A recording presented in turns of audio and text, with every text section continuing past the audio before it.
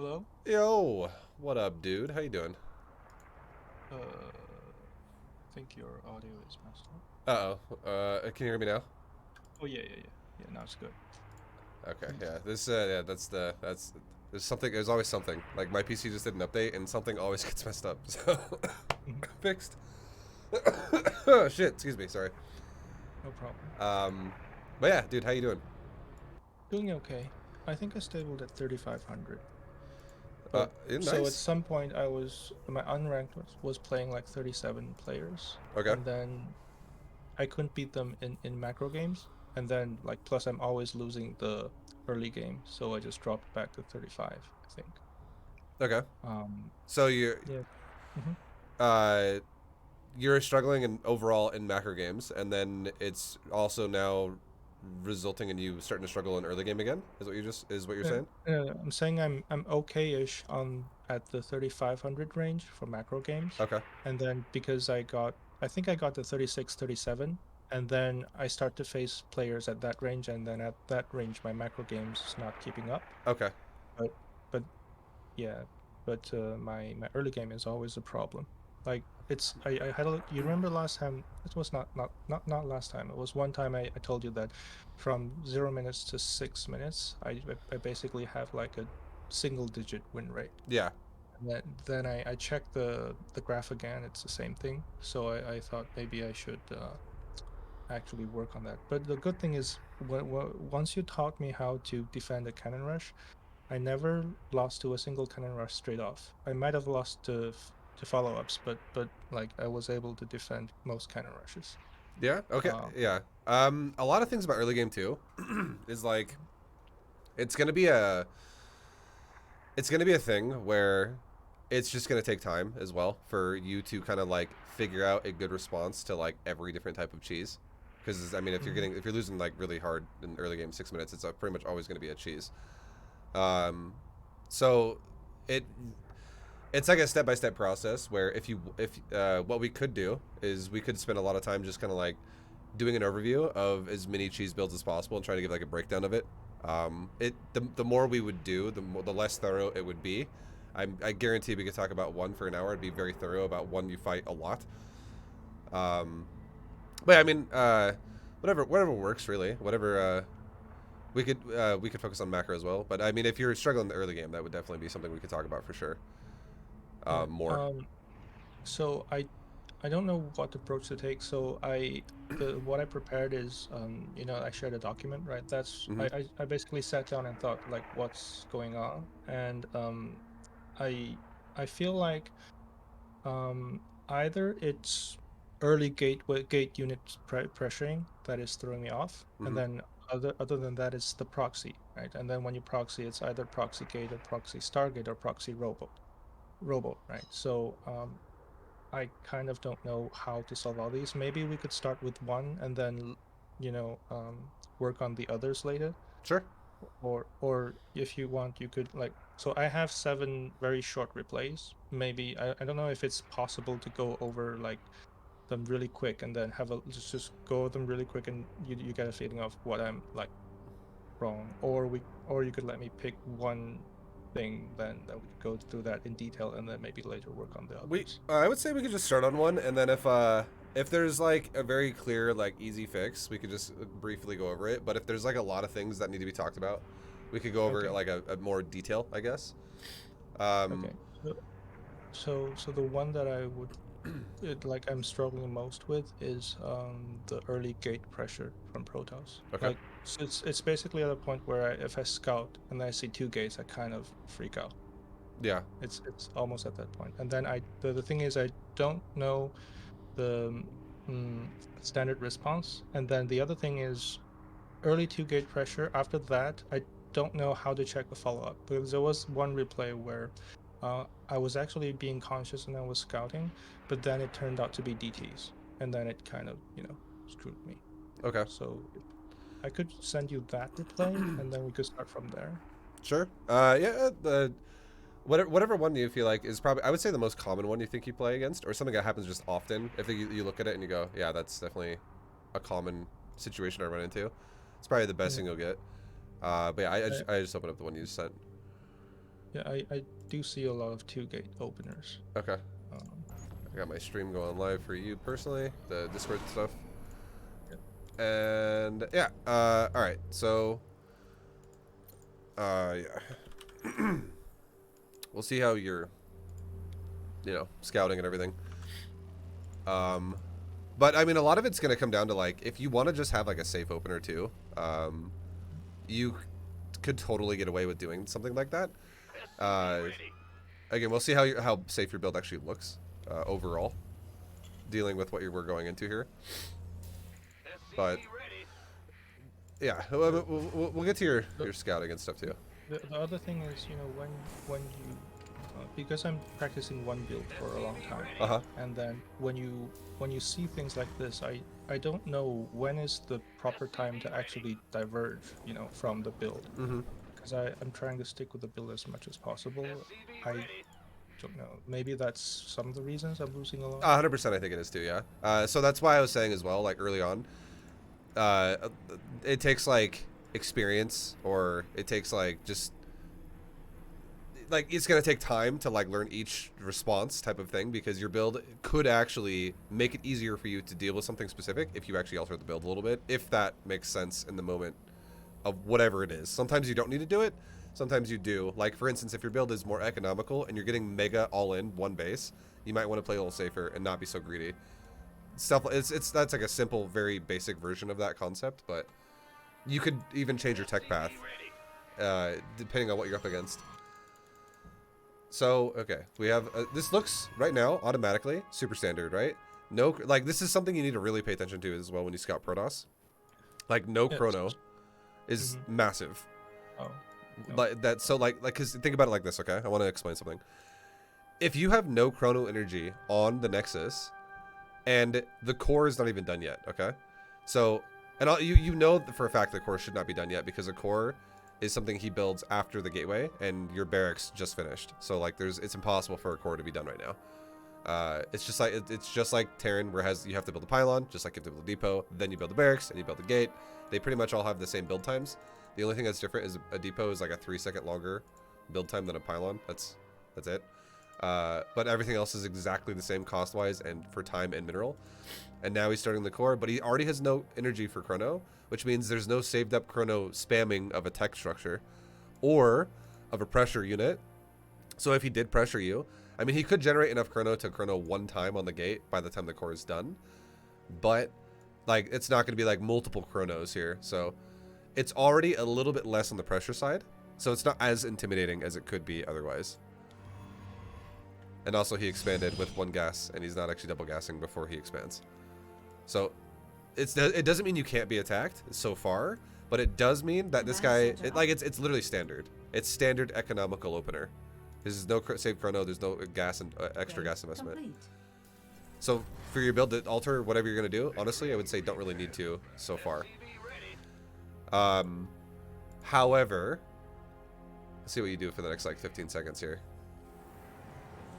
Okay, so you're going factory and making Marines. Okay, so I was gonna say making a bunker definitely is not a bad idea, just because, again, like conceptually, if you're gonna be making like an add-on now, and you're not gonna be making units constantly, you kind of need the bunker, and also you made a Reaper to move out too, which is good to scout again.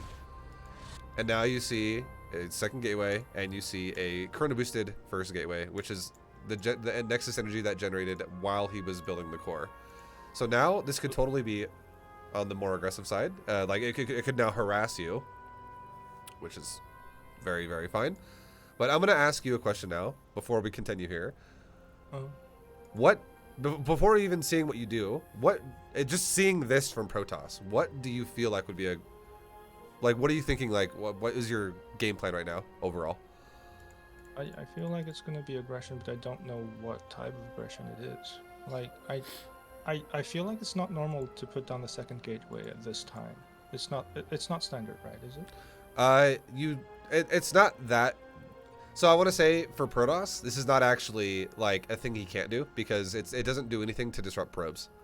He already made the Nexus, and he's making the second gate after the core is even done. So this gate is like a full minute after the first gate, or like 45 seconds at least.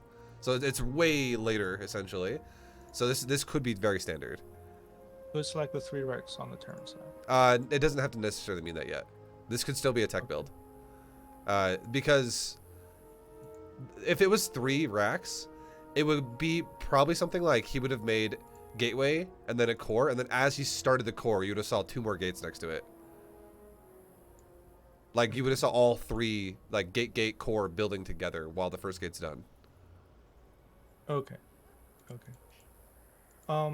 So like back to the question, this is like Protoss player is going a little bit on the aggression side, I guess, Yeah, he's got but her. we still don't know the tech.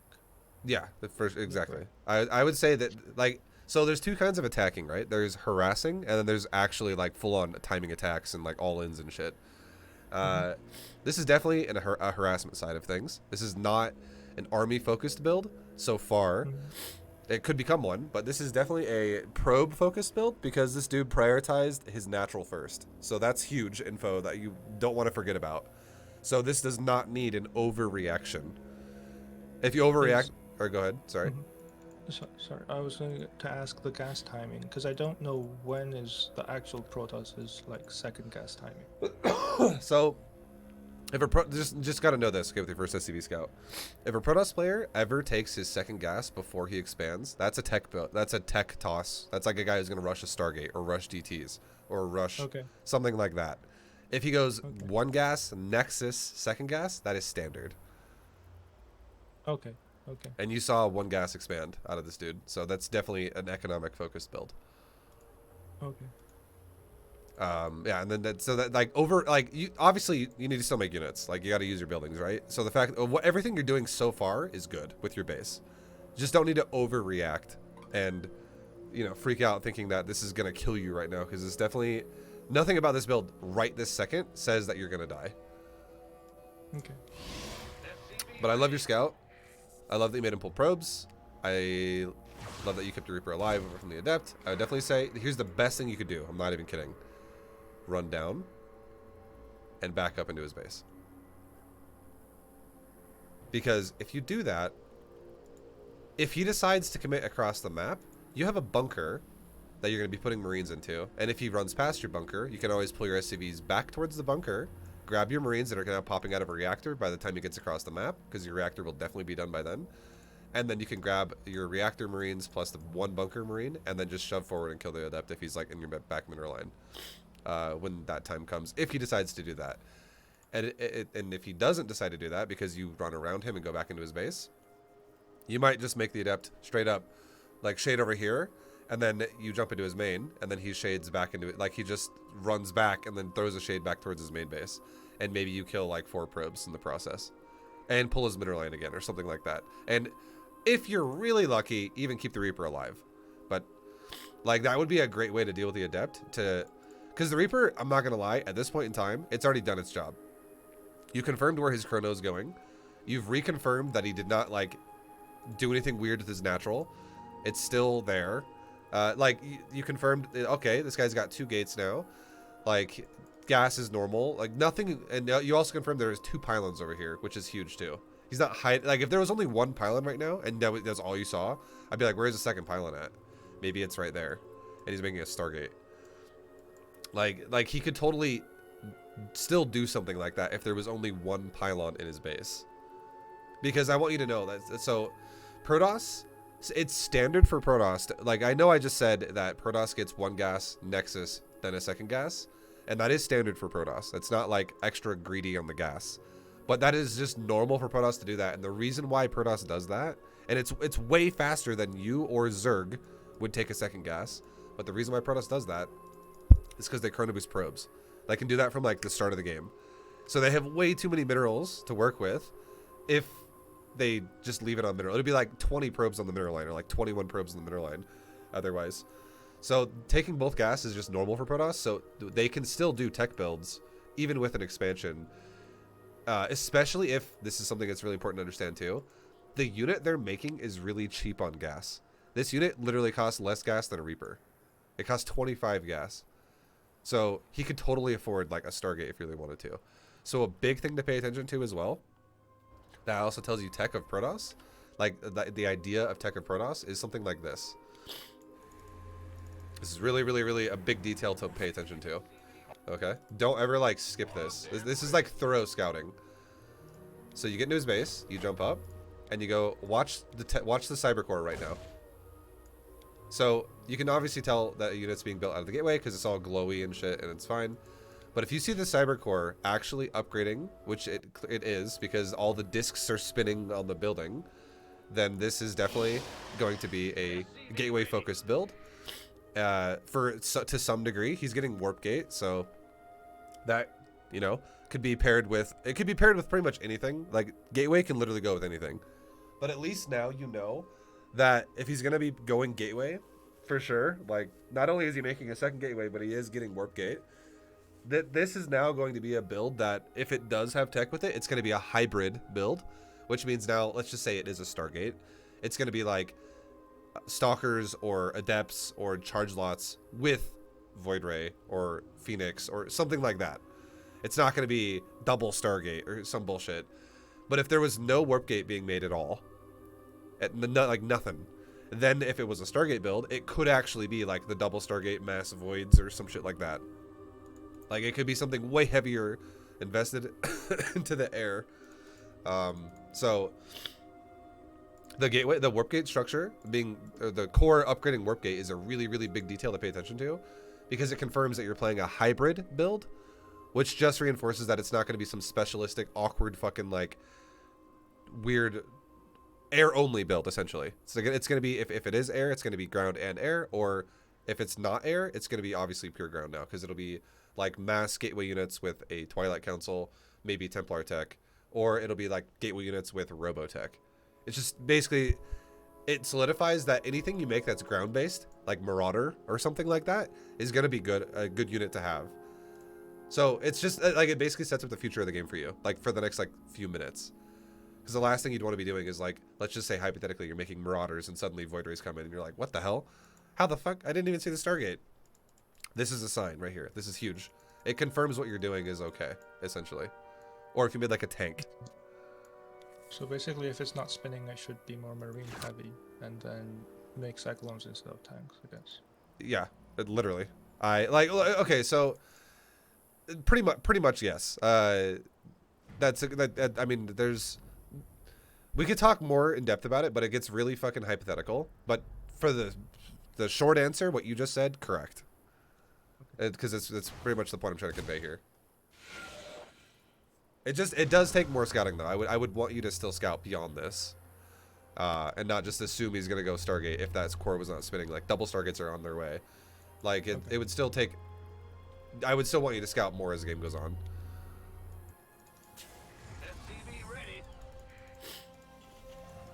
Because of the scouting, I forgot my second gas. Second gas was late. Yeah, it is. Yeah, you're usually taking that second gas around the time when you take the factory. This bunker, not necessary, I would say. So, I know you're doing this because you saw 2 gateways, yeah. And that you even said earlier that 2 gateways makes you feel nervous. That second bunker, all that's gonna do is that's going to make you fall behind in the mid game, and it's going to slow down your production as well because now you're investing 100 minerals that are just going to be, you know, it's dedicated to a bunker now that's going to be covering like if you like were to blink in the main or something, or if you like attacked your ramp and you had to raise the depots. But I want you to think to yourself as well, this kind of a bunker would only ever make sense if there was genuinely a Twilight Council with like blink threat, or maybe like if this dude was like rushing a warp prism and you knew that. Otherwise, I want you to know that if you actually are playing someone who goes for a Nexus, this is how you should feel. If this guy goes for a Nexus and you start defending an area of your base, that is going to now mean that this base is more likely to die. Like if you're now going, well, just in case this dies, I'll defend this now. You're increasing the chances that this will die, and if this area is destroyed, or like even if it doesn't die, if you lift it off and bring it over here, you're still screwed. Like you're just going to be playing a game that your chances of losing that from then on are like 90% plus. So this, I would say this is a great bunker. Huge at covering your natural. But this bunker right here is just going to increase the chances that your natural will break now. Because your units are going to be more spread, and also you're just spending money to defend a base that's not actually covering your natural. But this bunker is appropriate, though, if you know your opponent is going to literally go into the main base. Like, if that's something you've confirmed, then that's fine. But this is definitely not that so far. Complete.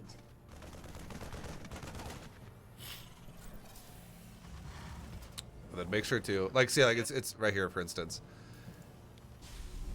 So you just made an orbital command. I love it. It's important to do that, right? And now your barracks is done, and this is definitely a priority, right? Your reactor finished at like 3 minutes, but you take, I think it takes a couple seconds to make one marine, and you only make one marine, at least for the start. So that right there is so much bigger than making that bunker right here. Like, these marines definitely need to be started ASAP for you to be okay here. Complete. And you made a starport. You made one marine at 5 seconds in. And you make a Hellion. So this Hellion, I would honestly recommend not making it a Hellion overall right now. Hellion generally is going to be a great unit to make if you want to harass the Protoss. And I'm not saying that you can't, but I feel like this unit is absolutely 100% for harassment. So this mindset only really makes sense if you feel like you have complete control of your base. And this bunker is like a contradicting idea where you feel like you need an extra defensive structure because you might not have complete control of the situation right now. Like, you might break, so you're reinforcing another bunker. So a better thing you could do right now to make yourself feel safer, if you were genuinely worried about taking damage from 2 gate, would be making something more potent off of the factory. Like for instance, it has like 3 options. Number 1, you make a tech lab for a tank. Number 2, you make a tech lab for a cyclone. Or number 3, you make a tech lab to then swap to the starport, and then you can make like a banshee if you really wanted to, or something like that. I'm not saying you have to do any one of those things like specifically, but the Hellion is genuinely going to provide almost nothing to you here. It's very, this unit is basically against Protoss specifically. It's only really good against probes, and if you're not going to like make a shitload of them. And this build is obviously not a Hellion mass Hellion build. Like, this unit is just not good versus stalkers. It's actually not the greatest versus adepts, even though adepts are light, because this unit is also light, and adepts actually trade like amazingly well against Hellions if they're not stacked. Like, if like the Hellions aren't getting cleave damage, I mean, which you're probably not, because there's going to be a very low amount of units right now. It'd be like 2 adepts versus like 1 Hellion, and that Hellion's going to die instantly. So yeah, I would definitely recommend against the Hellion here, and not make the bunker. Instead, just making Marines would be great. You could even make a tech lab and make, like, honestly, I would honestly say, if you're not doing it very much, making 1 Cyclone just as a default opener is actually not a bad idea, because it deals so well with so many fucking builds that can be thrown at you. And you don't need to make mass Cyclone. It's literally just 1. It deals with prisms. It deals with oracles. It helps a lot at dealing with gateway pressure. It snipes, like, if a guy pops in with a void ray, it initially helps you stall the situation a little bit and make him run away, and it gives you time to like react. It's just like a solid fucking unit to have defensively in your base, if you were worried about dying. I think at this point I was trying to do the Marine drop 3 Hellion run by 2 prong. Command center upgrade. So I didn't know how to adapt to the scouting information. That's why I'm having contradicting behaviors in my base. So I think that, so keep in mind that kind of a build is going to work. Builds that harass, because that's a harass, okay? That is definitely a, you're not all-inning the game there. You're not pulling SCVs and going for it. You're also doing it after you expanded. Everything you do that is not invested into that is going to delay it, okay? Not invested into the attack, essentially. And this bunker, so like, let's just say hypothetically that the Hellion and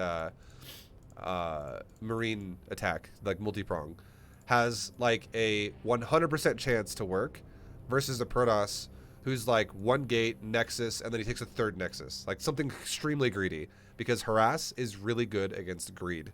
That's just what it's good against. And now let's say the fact that he goes 2 Nexus instead of 3, and instead of only staying on 1 gateway, he now takes his second gateway. Now, instead of that build being a 100% chance to do a lot of damage, now it's got like an 85% chance to do good damage here. It's still high, or something around there. It's, again, I'm just giving you an example. But then now you made a bunker and you're delaying it even further. So now that this build is going to be hitting your opponent like 3 seconds or 4 seconds later again, which is going to give him just more time to get more units out of, like maybe the second unit out of these gateways pops out, or the warp-in's on off cooldown down, he warps in a unit somewhere nearby or whatever. Now your build's chance to work is like, instead of an 85 or something, now it's like a 70 or like a 60. So it just keeps going down the more it gets delayed, essentially. And it's very true. Like, people don't realize how important each second is, because it makes or breaks the difference of how effective a build's going to actually be if it's harass based. So if you do anything again and also the second gas being delayed, if that at all delays like your starport, for instance, like how late was your starport? So wait, I shouldn't have. Okay, we want to see when the factory's done. So factory finishes right at 2:56. Factory is now done. You could honestly make a starport right now. And then how many seconds goes by after the starport is, from 2:56 to win. So you made the starport at 3:02. So it's 6 seconds of the delay. And again, it might not seem like it's a big deal, but every second you delay for any reason, a harass-based timing attack, it's going to make it feel worse and worse and worse. So like each additional second that things are delayed for any reason at all is going to lower the percent chance that it's going to be effective. And if you get to his base when you want to do it and you get there and go, oh, I can't do that, and then you leave, it's not all honestly entirely about, okay, my opponent went double gateway, this just does not work against double gateway, because it still could, because he still did an expansion focus, but it's just one of those things where if you wasted time and you didn't do it on time, it has just a higher chance to fail. SCV ready. SCV ready. Ready to raise summon. SCV ready. Also, I would say in the future, my honest opinion, I don't know if I've told you this before. I'm going to tell you something new now. I don't know if I ever told you to wall off your natural like this with bunker depot. But the only time you should genuinely do this with, like, you can always do this late game, okay? I want you to know that you can always do this, like, once you get to like 10 minutes, no matter what, or like 8 minutes or something. Once you have like a diversified army, that's totally fine to do that. But early game, you should never build depots like this unless you're opening up with a siege tank or at least a widow mine that you can put like right there. And the reason why that is because if this guy opened up, let's just say he made one adept into stalker, and he had stalker standing right there, and he was killing your depot, you could do nothing about that, and you just waste your money and your time. You need something to be able to cover the depot for real, for this to actually work, like a tank, and if a widow mine was there and he couldn't really push into it, or else a widow mine would blow him up, that also covers it. So Stalker outrange Marines even if Marines are in bunker, is that correct? No, a Stalker and a Marine have the exact same range when they're in a bunker. Like a Marine has 5, but they get +1 when they're in the bunker, and a Stalker has 6. But a Stalker can stand on the north side of the bunker, and the depot is protruding above it, so they could definitely kill the depot from like right there, out of range of the bunker. And there could be probably like 5 Stalkers shooting it out of range of the bunker. It would die really fast, like if you wanted to do that. And then if you built more depots like there and there, they could stand right there and do the same thing. So you would lose all your depots here if you don't have something that can have superior. Like if you put a Marauder in there, that would actually outrange the Stalker and push it off. Maybe. Like there might be like a one spot there where a Stalker could shoot it out of range of the bunker still. Because I want you to know that a depot, like we're talking grid spots, a depot's worth 4. It's got 2x2. A bunker is worth 9. It's like a 3x3. So, and then a command center, it's like 5x5. It's like 25 grid spots. But each grid spot of a building represents about like a 1 range for a unit. So this actually, if a unit were to be able to shoot you directly like up above, this is actually 2 range automatically away from your base. So if a Stalker that has 6 range is actually shooting it, it would mean the only way you could shoot back at that stalker is if you had something that did 8 range in the bunker, and nothing does 8 range in the bunker, because it would be 2 plus 6 for the stalker range. So that, yeah, your depots are super exposed if you don't have like a tank. SCV ready. Yeah, so you're doing it more on the side. More stalkers can kill you from the side. Raise some hell. SCV ready. SCV But it wouldn't matter if you had superior range, put something behind. SCV ready. Okay. And then this is just a straight up. This is not a medevac drop. This is for some reason I thought it was a marine medevac drop with Hellions, like going in the other side. So this now, the fact that you have a Raven is amazing for the fact that he has DTs. Okay, like this is gonna ideally go really well for you.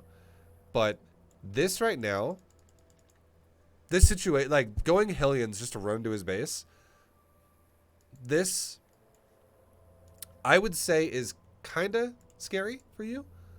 Like this is actually, I'm not gonna lie, the situation you're in is actually very doable. It's very, very, you can do a lot of damage here. But like I'm actually kind of worried for you just in your games in general for how your opener feels like. And I feel like you should die to a lot of stuff, honestly. Like this build, it has like no real power on defense. Like in 5 minutes, you have 5 Marines with no upgrades. There's no weapon upgrade. I'm not saying that there should be, but there's no like stim pack, no combat shield, no weapon. No, they have nothing. You have no tech lab even on a barracks yet, and you have, or sorry, you actually have you have 8 Marines. For some reason I didn't think about the second bunker. You have 8. It's a little bit better, but still 8 Marines with no upgrades and 1 Raven on defense at 5 minutes. There's a lot of things that could attack you, even if the guy expands around now. That would be kind of scary to deal with. I'm not saying that you're guaranteed going to die or anything like that, but what that does now is it puts more of an emphasis on this needing to balance the game out, like more. So you need to be comfortable at dealing with this kind of a situation, and the best thing you could do right now would be, number 1, get your Raven over here. Like Raven should have, I would say your first Raven should guaranteed have gone towards the natural, like around this area right here. It should have by default went there. You should even have like your rally point of your base like there. First of all, because your natural is definitely the more exposed thing, and I would say you should definitely be making like a depot right there and like a depot right there. You actually have 2 more Marines there, so you have 10 Marines. Okay, I should just look at the fucking unit tab here. You have 10 Marines.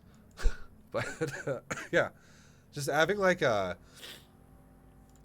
the point I'm trying to make here is you like even with 10 Marines, again no upgrades, your defense seems, your base feels on the flimsy side. There's no big supporting units yet, and there's no prio of Stimpack, and you're making Ravens, and Ravens with no energy to build up yet. They're honestly like, they're paperweights. They don't do anything. They're like 1 auto turret is all you can do right now. So your build is definitely going to evolve in the future and become stronger, but the opening of your build is really fucking flimsy, and the only way you're generally going to defend anything is if your army is condensed in the right area. So the first thing you need to do is, again, rally. I would say rally shit to your natural, and instead of these depots being here, they should literally be scattered around your main base. They're like on the edges of your base for vision. So depot there, a depot there, and maybe even like a depot there. So you can see if like a prism comes in, and you don't have to like dedicate units to standing there. Because if this guy were to bust you right now at your natural wall, the chances of you breaking are much higher. Like you're going to probably get fucked, if that's what he wanted to do. But if your army's condensed and you have vision in your base, that suddenly is a way less of a problem, because 10 Marines around a bunker do okay damage if things get on the bunker. But if you're fighting like stalkers, the only way you deal with that is if you genuinely repair it. Because if you walk forward, you're just going to get destroyed. Because you have no medevac, you have no stimpack, you have no marauder, you have no tank, you have no cyclone. You don't have any power in your army right now. So the best thing you can do is literally guard the bunker. If this bunker dies, that is a huge problem, and this bunker again should not exist. Secondly, behind that, this Reaper really needed to scout at least 1 more time. So like right now, you scouted the very like 2 minutes and like 10 seconds or something. Like you scouted into his base and you were like, cool, I see you have an adept. and you chrono boosted the gateway, and you have a second gateway, and then you never scouted again. And at the very least, you should have scouted, like, did he take a third? Did he take a third? Like, every once in a while. And then if you can jump into his base again and actually see a genuine decision on where his tech is going to go, that would be huge too. And also, here's a huge thing too. If you scout someone and you see that they, like, let's say, like, your opponent makes one adept by 2 minutes and 40 seconds or 2:30, okay? And then let's say at 4 minutes and 40 seconds or like 4 minutes and 25 seconds, like, basically like almost or like about 2 minutes later, you scout again and you see the guy still has not made more than like 1 or 2 adepts. And you're like, why do you have no, like, where's your army? That is now an indicator that he's either doing one of two things. He's either hiding his army, which is a possibility, or he's just not making one because he's teching. And if you can, it's not the hardest thing in the world to keep your adept alive or keep your reaper alive against like 1 or 2 adepts, as long as they're not camping the top of the cliff here. But if like you just run away from him and get around his base and you see more of his tech, you have a higher chance to not die because it's not like an army chasing you down. It's just like a couple units, or like maybe 1 unit if it's that greedy.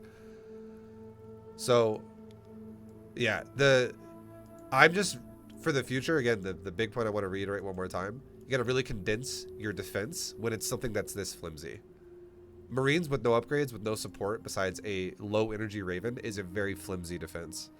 It'll become stronger once you pump more shit here, which you're about to. You're about to start pumping harder stuff, like I would imagine, because your more racks are coming up and stuff like that. But definitely need to condense your defense a little bit because it's super weak. Is under attack. SCV ready.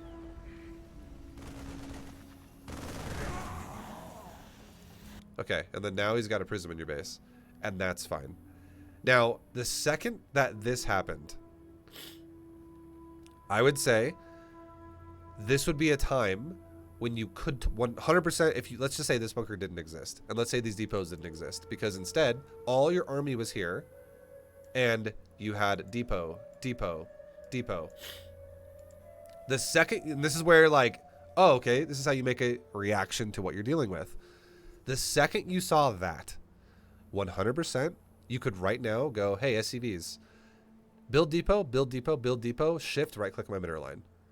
So now you could start making a wall off. Right now, when you see your opponent is a prism pressure-based Protoss, if you haven't already figured it out yet with the Reaper. But now you're seeing it.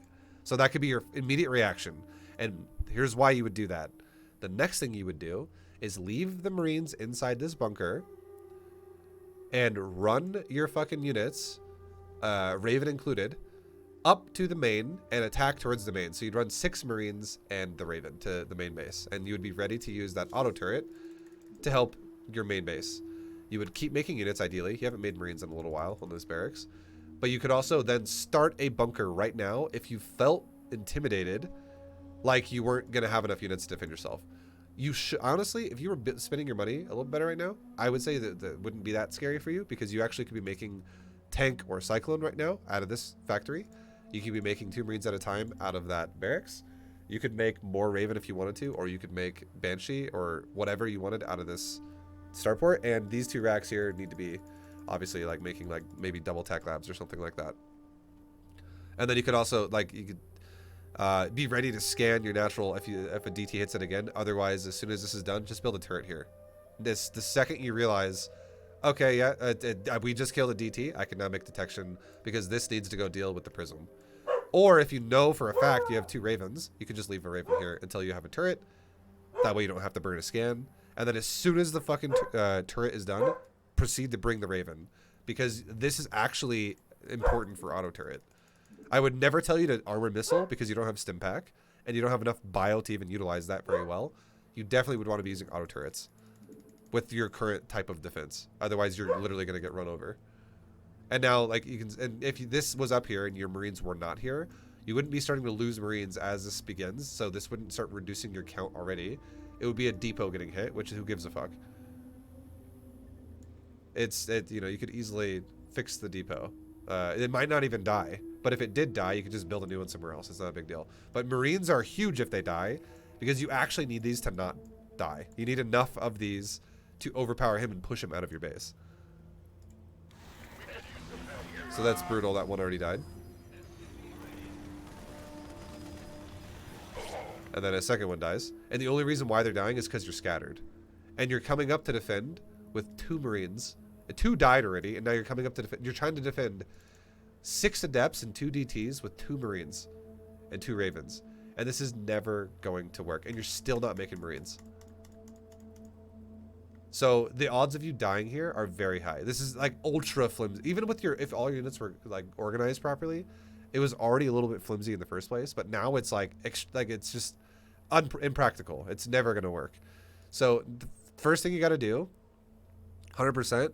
I know it's hard, and this is why I always say that this part of learning StarCraft is going to always be the most challenging.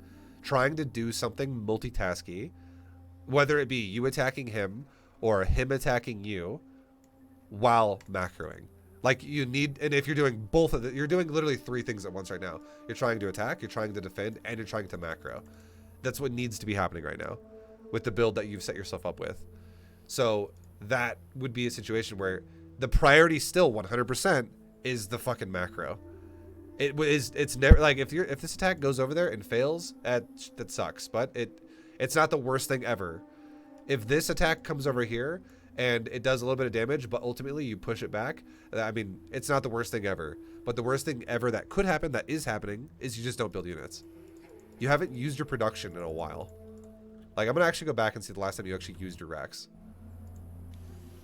Add-on complete. So you made it Marines at 502. Gangway coming. SCV ready. Base. And now you're is getting under attacked by attack. DT, and now everything is just stopping.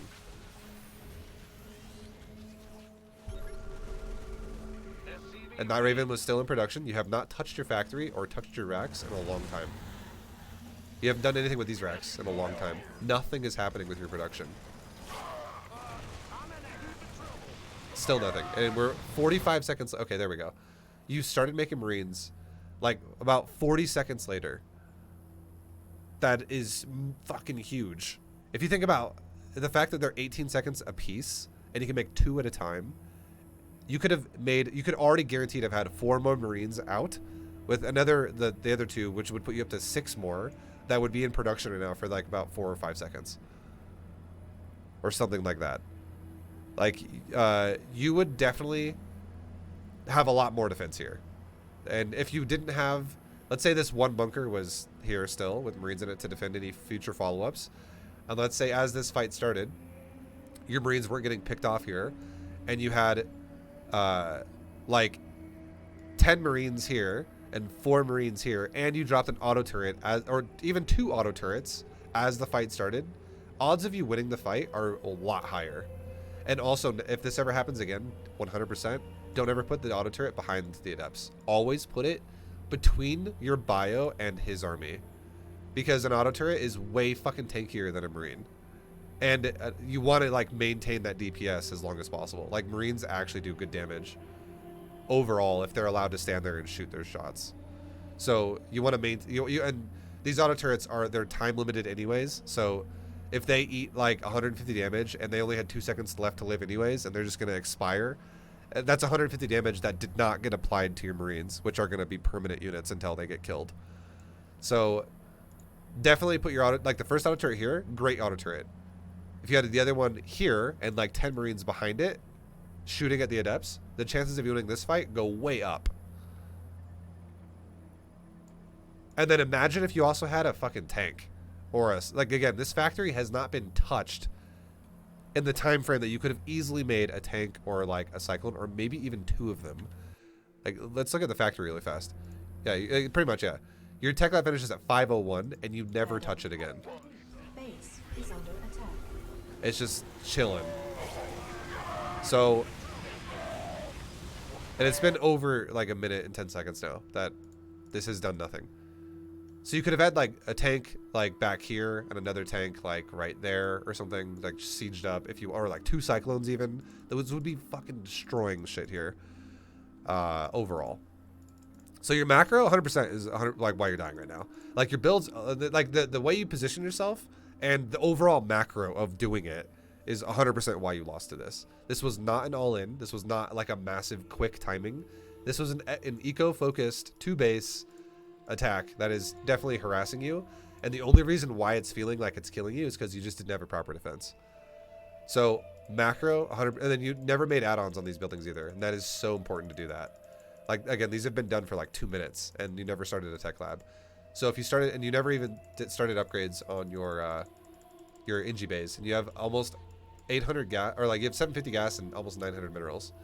You can easily afford everything. You can afford stim, combat, 1-1, tank, a fucking banshee or a liberator or whatever you want, a Viking to kill the prism, more marines. You could have and then you know, if your SCVs also never had to evacuate and they were still mining here, you would have even more money because you have obviously lost money by evacuating the main base. So you would just have more money to work with everything being pumping properly as well. Let's go back really quickly to your Hellions. I want to describe too, like, as this fight happens, the best thing you can do right now with these guys right here is you have 2 choices with this. Okay, and I know this is hectic, and again, this is not the priority. I want you to know that I'm still going to talk about it because it's still relevant, because you have to still talk about it because you made these units and it's part of the build. You don't have to do this, but if you do this properly, it's definitely going to give you a lot of fucking advantage. So you have 2 options with these units. Number 1, you can spread them out and have Reaper go behind main mineral line, have Natural go into natural, or Hellions go into natural mineral line, and target fire probes. Or at least if you don't target fire probes, move behind the mineral line so that chances of you just attacking probes go higher. Okay, but if you can micro it, killing probes is massive. It would be you could probably kill like 20 probes right now, between these and these, if the guy is not like fully walled off or something like that. So it would just be literally running past whatever's in the doorway. If you can get past it, don't fight it at all. Or either that, or you send the adept in, or sorry, you send the Reaper in front of your Hellions into the door, which could do 2 things. You could either throw a grenade at whatever's in the door and dislodge it with a grenade. The grenade would bounce it away, so you could drive into his base. Or the Reaper would run in and get shot first and die, so that the Hellions have more health as they go in to live longer as they kill probes. Because a Hellion is worth way more than a Reaper right now at killing probes. Like, the Reaper kind of sucks compared to the Hellion. The only way the Reaper is going to do a lot is if it genuinely has like 30 seconds to stand there and nothing attacks it. But if anything defends against the Reaper, it's not going to do anything. But again, if you send the Reaper here and the Hellions go natural, that works. It's actually good. Or if you send the Reaper in with the Hellions into the natural, it also works. I would say if the better of the 2 options would actually be Hellion with Reaper if this guy had a wall. Because otherwise your Hellions are doing nothing then. And these are actually what's going to kill a lot of probes. And again, that's what your goal is. You should never kill anything besides probes. If you're attacking adepts with this, it's a fucking waste. So as you get in here, I know, and I know that I don't expect perfection because you're dealing with a lot of shit right now and things are falling apart. But like this right here automatically makes this worthless. You attacked the pylon until you aggroed the adepts, and now you're attacking adepts. This attack was not worth it. So this is something, and then your Reaper also is attacking a gas. None of this was worth it. This is the only thing the only target to attack right now that it makes this worth it is probes. And if this happens to you a lot, there's only, now you have 2 options, I would say, as a player to go beyond this. Number 1 is either keep doing it and practice trying to make that work better, because this right here makes this, like, everything that just happened now in his base is a completely waste of time. But if you can practice it and you can start killing probes in the future while trying to maintain your macro and stuff like that, that's not something bad for you as a player, because this is something you eventually have to be able to do. You can't not do this. Like, this is Terran 101. It's all about harassing with Terran. Only, like, the higher level you go as a player, it's only going to get more complicated with how you have to harass probes and how drones and whatever. Like, you're always attacking with Terran. That's just what Terran's motto. So it's not a bad idea for you to keep doing builds like this and really practice that. Just, you got to make sure you know what the priority is with your units. And again, all you had to do here, instead of A moving and forgetting about it, move command, and then forget about it if you really have to do that. But I want you to know that that's still not good overall, because if units chase you while they automatically like attach on your, like if you drive by adepts, they're gonna follow you unless he puts them on hold position, which nobody's ever gonna do. So he's probably gonna follow the Hellions, and the second he gets there and attacks your Hellions, if you don't micro them, they're gonna attack the adepts, and once again it becomes worthless. But at least you'd still get like probably one attack off on the probes before that happened, and you might kill like 2 probes if they're lined up. But if you micro the Hellions, you could probably kill, I'm not even kidding, 3 Hellions getting chased by 2 adepts. You shoot, run away, like you're here at first. You shoot down there, you run away. Then you drive this way, shoot this way, run this way, shoot that way, and then you run around, go up here again, shoot this way. You could probably kill the whole mineral line if you microed it for real. Honestly. But even if you like didn't micro it perfectly, and you fucked up here and there, you could at least probably kill like 10 probes on the natural if you get like a couple good shots off before you die. Because again, they cleave the probes, and you're killing like 3 probes at a time. And then, or like 2 probes at a time. And then your Reaper in the main base, if the adepts are over here and he doesn't realize this fucking dude, if he stands, for every like 4 seconds that he stands here, a probe dies. So if he's standing here for like 24 seconds, that's like 6 probes that have died. If he's here for like 36 seconds, that's 6 probes that have died. Or I said that wrong. It's like 9 probes. Because it's like 4 seconds a probe dies or so, like roughly. So that's like, this Reaper could just get a lot of probes if he's uncontested. And again, I would never tell you at this point in time, the damage of a Reaper, it's like trying to kill a zombie with like a BB gun. Like, it's just not worth your time. Like, this would not, I would never be like, okay, you have this going on, you have the Hellions going on, and you have a Reaper. Let's micro this guy and run him away from like a zealot or something, and just be like, focus fire probes and run around. Yes, you could do that, and you could effectively kill more probes with this guy, but it's just not worth it. Like, the power of this unit is so fucking weak compared to what the Hellions were, and also compared to what this is going to result in the future of this game. So this is 100% the #1 priority right now. This is where the highest value of everything is right now. This is definitely priority #1. The Hellions were priority #2. Reaper is because he went by himself. Least priority of all. He's going to kill the slowest. He's going to have the least gain in terms of time. So definitely not the priority. You could, I would say, no matter what, you could just right click this guy here and forget about him, and that's actually good micro. Like a GM player would do that. Because they'd be like, well, why the fuck am I going to invest time into a guy that's going to kill the slowest? Like, he's going to give me no value. Like, it's going to be a waste of time. I'm going to kill 3 probes when I could have killed 13 over here with Hellions. In the same amount of time. So definitely that's how this would go. So you got to learn your priorities as well.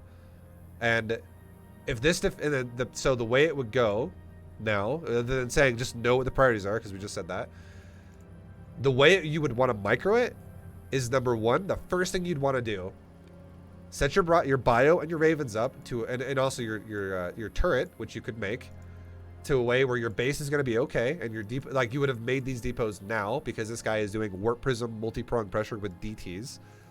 So the last thing you want is for him to run past your turret into the mineral line and kill your SCVs, which is why depots would be good now. It's not stalker based. So that's actually important. I want you to know that. I would have told you to make depots because there's no stalkers. And you don't care, even if you don't have a tank. It's about zoning out Dark Templars now. That's why depots would be good here. But early on in the game, you didn't know what he was doing yet. And if he did make stalkers, that's when those depots would have sucked. So, at this point, once you have the base set up, again, priority #1 is defending yourself because he's actually investing a decent amount of resources here. There's more invested here than what you invested here. So this is #1 priority as a result of that. This is where the highest value of shit is. So #1 priority for you is, again, getting the base set up on your natural so that this doesn't compromise. And then and while you're doing that, your bio is running up the ramp with your ravens. And then as soon as you have all of your bio ready to engage, like right as you're about to engage the adepts, turret between your armies. And then if you have 2 ravens, 2 turrets between your armies. Because even if he runs away, you don't have to chase him. if he runs up here and let's say he goes to kill one depot or something up there, who gives a shit, it gives you more time to make more units, and you should absolutely be using the factory right now. Like, Cyclone or Tank would destroy this because they both outrange what he has here, and it both does lots of damage. Like, a Tank would be pounding these Adepts and that Archon, and it would force him into you because you have superior range. So he can't just sit there and do damage to you. He has to go into your tanks to do damage to you. It gives you a tool now to where you can now shove him out of your base entirely, or you can take a better trade. Cyclone does the same thing. You lock onto his unit. Cyclone has more range than Adepts and an Archon. And then you kill a unit if he runs away. And if he runs to you, you can always run back a little bit with your army. Like, tuck yourself to a point where all your bio is standing like right here, and your Cyclone's like locked onto his Adept right behind the bio.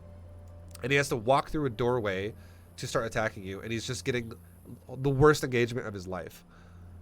Like, you can easily do that too, because an Adept, or a Cyclone also has more range and more speed, which means you can easily dictate where the fight happens than an Adept and an Archon. So you could like lock onto it and run back to the Marines easily. So these are the things you would definitely want to be doing here, and it's going to increase the power of your defense. And once you set that up in any way to where you can now go, even if I don't look at this, I can now just move the ground and not worry about this. Then you can put a more of a priority on your Hellions. And now this could now become the main priority because you can win this fight by A-moving. And then you can start killing probes. You could do it that way. That is probably the way I would recommend you to do it right now. But then once you get really fucking good at StarCraft, once you're like literally like Masters 1, GM, whatever, you'd be doing both at the same time. So you'd be going, Hellions, run here, set up, and while the Hellions are in the process of running from here to there, I'm now setting up my turrets, my Marines, I'm setting up my tank, setting up my Cyclone, whatever.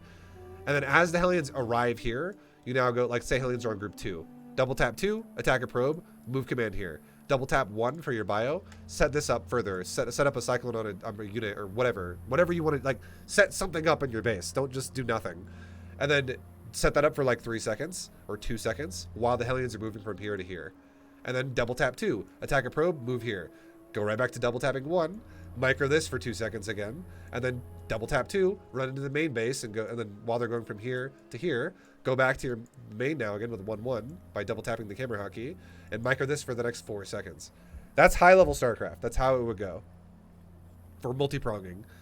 Like, it's somewhere on the map. You have to, like, in the time it takes for units to move, which means you can do nothing, you micro the other side.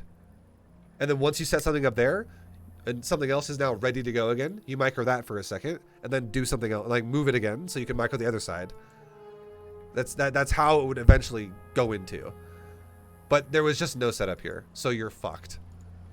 Because this is too much shit, and you can't, like, 3 Marines are not going to stop 4 Adepts and Archon. This is like, it's just a lot. This is way too much for you to deal with, and your Ravens are depleted now. You can drop 1 more auto turret in a couple seconds, but that's it. So you're going to break here.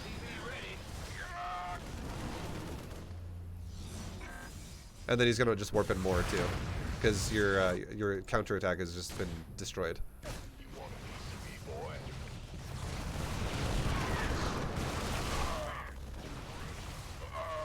And again, these Marines also have no stimpak, no medevacs, no combat shield, no upgrades of 1-1. They're literally just stock garbage ass Marines, and the chances of them winning ever is in any fight is just not realistic. That's why you make the bunker as well. Like this bunker initially. This bunker is because you don't have access to tech yet. This bunker doesn't even need to exist, like I said before, because you had access to tech, you just didn't utilize it. Other than Raven. And Ravens are not really like power units by themselves. They can't really like just win the fight. They're literally supporting units that just they're just like glorified detectors. The auto turret is nice. But if you don't have any army behind it to back it up, it's not going to do anything. Like, you have to have units that it protects, that are actually doing good damage behind it.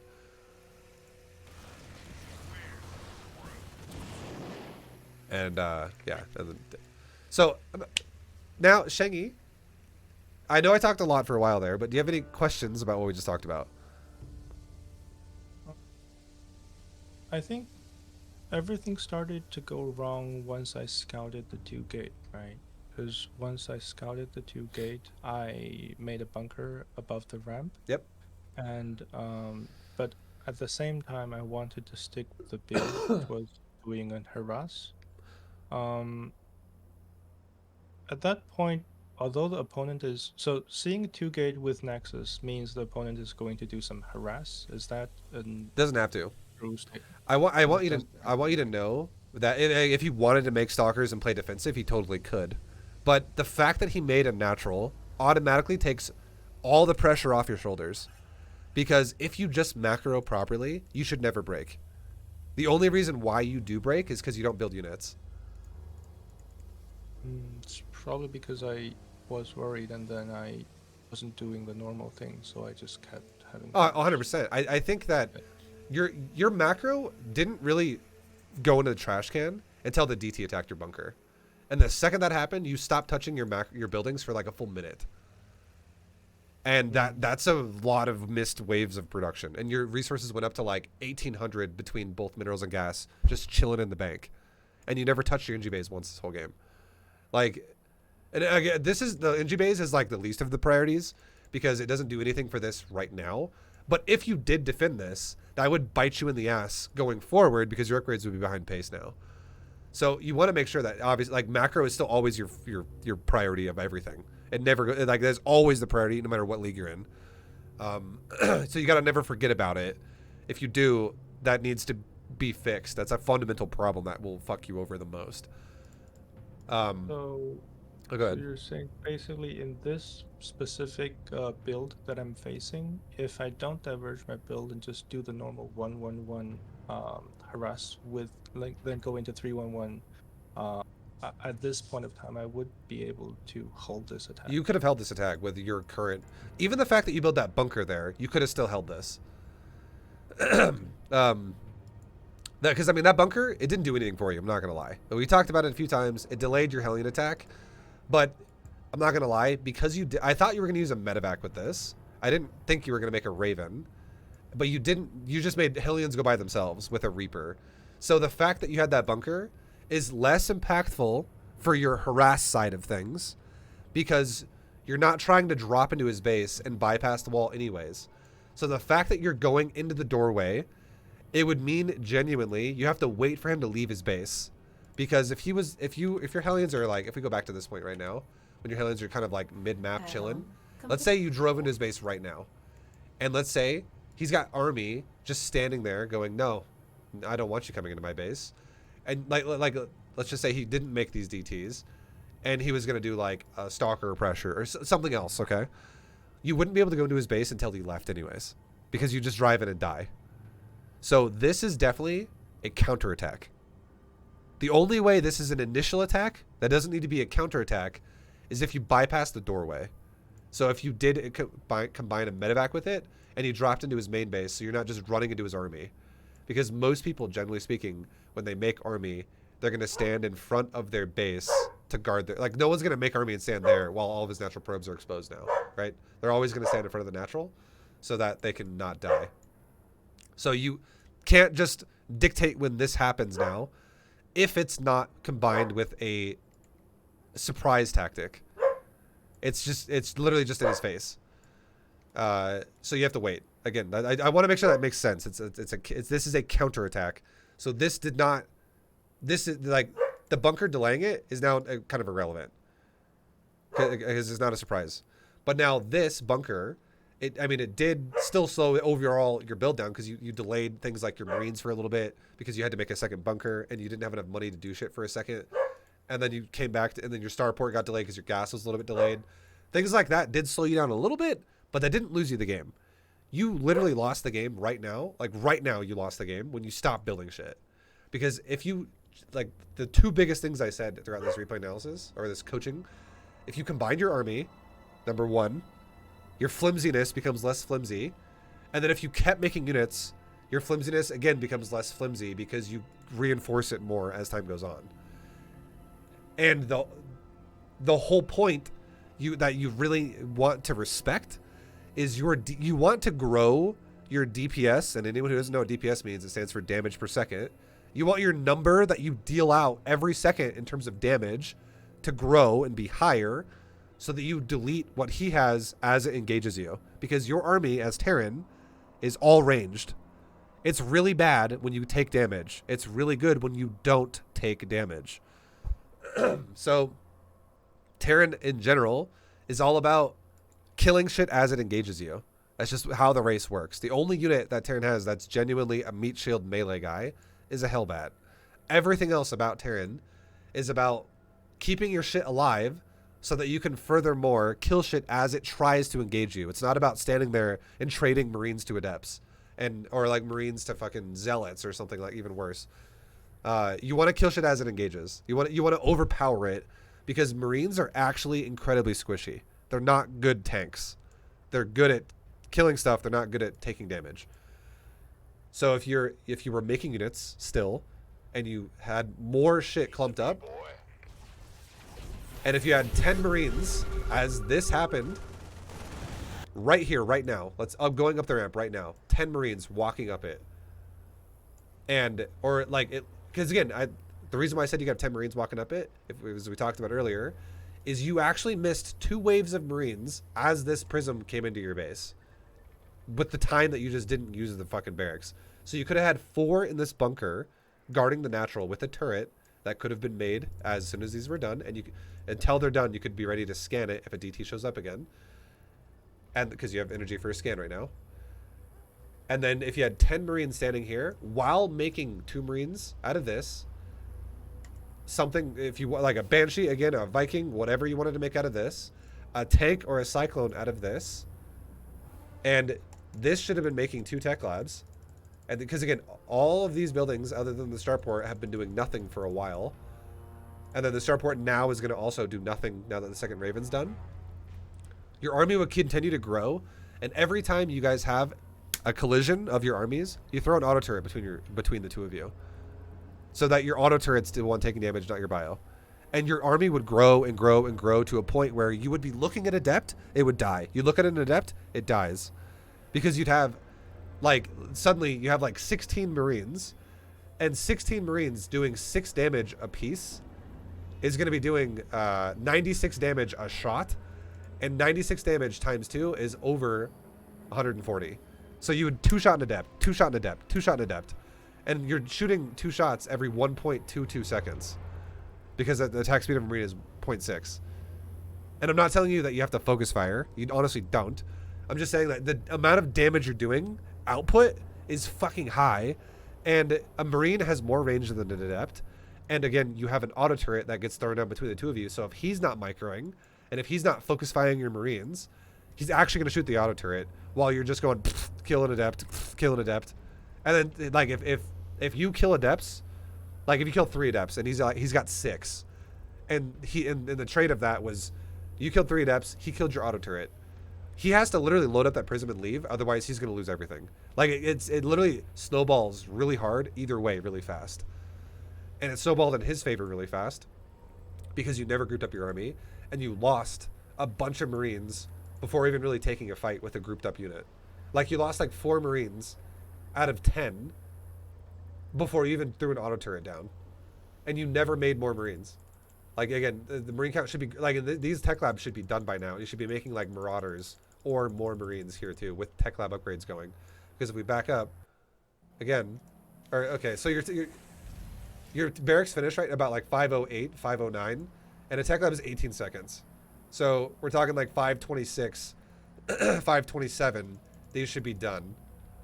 And you're already starting to make units out of these two.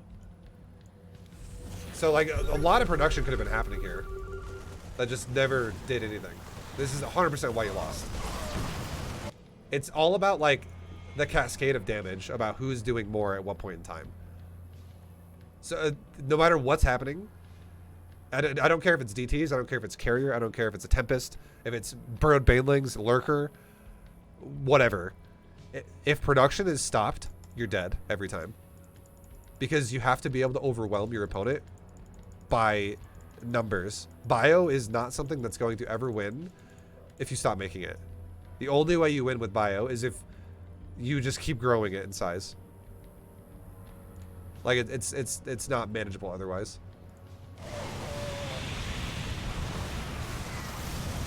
Like right there, like the auto turrets, like the Marines all died, and then the auto turrets were then dropped and fought by themselves. So everything is just your defense is like, there's no like combo. It's like you like hit him once and you stop for a while, he recovered. You hit him a second time, you stop for a while, he recovered. You hit him a third time, you stopped again and he recovered again, and now you're like out of gas, and he's like never really taking a lot of damage because it's never like you're never doing it all at once. You're isolating everything you're doing little by little, and you're getting punished heavily for it because everything's dying for you.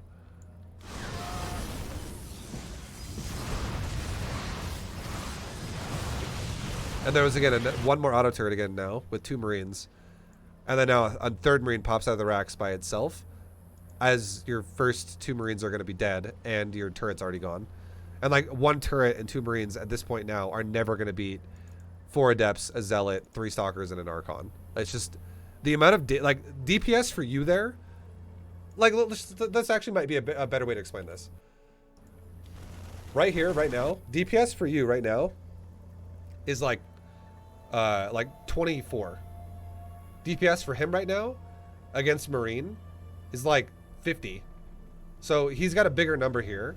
And also, and that's not even including the fact that his units are way tankier and they're shield based so they can regen. Right? So now you're losing 24 DPS here. And that little trade that just happened. And now suddenly, this right here, DPS for Protoss now against Bio is like 400. He's got 6 Adepts and he's got 2 DTs. This is a humongous fucking number at killing your units. And now you're trying to engage this with 2 Marines again, which is 20, like this is like 24 DPS versus 400 or like 350 or something. It's very high.